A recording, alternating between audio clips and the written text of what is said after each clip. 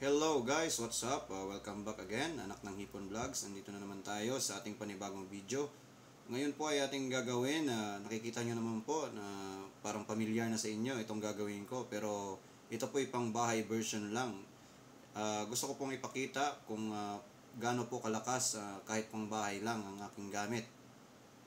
So ipapakita ko po sa inyo kung paano nyo po paggalawin itong in-can na ating gagamitin na parang pang battle po ang ating gagawin. So sa mga bago pa lang po dyan sa aking channel, please subscribe to my channel, hit the notification button, hit nyo po yung all para po ma-notify po kayo sa video na ganito na gagawin ko.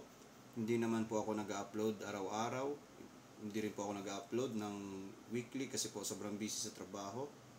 So, sana po, pag nadaan po kayo ay isubscribe nyo po, like and share kung nagustuhan nyo itong aking gagawing video. Sa ngayon, battle mood na in-can. So, without further ado, umpisa na po natin ang pag-check kung gaano po talaga siya kalakas. So, here we go.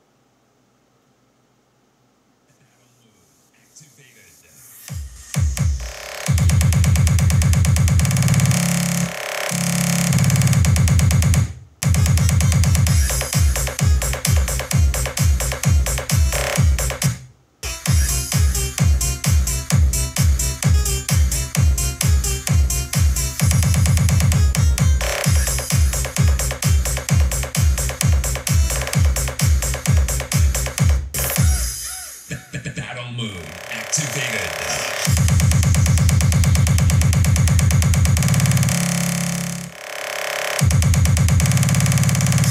We are not responsible for causing any.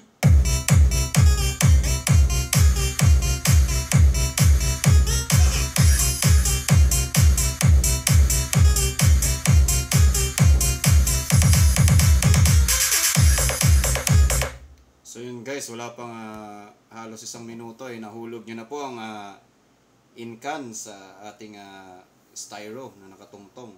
So sa mga magko-comment po dyan sa baba ay sana po yung positive naman po kasi po pambahay lang po talaga to. Hindi ko po sa pinagmamayabang ganito po kalakas itong sound ko dito sa loob ng aking kwarto. So sana po ay na-enjoy nyo po ang aking maikling battle mode na video. So sa mga nadaan po dyan, please subscribe to my channel. Hit notification button po para po ma-notify po kayo sa aking video na ina-upload weekly, hindi man araw-araw kasi sobrang busy po natin sa trabaho.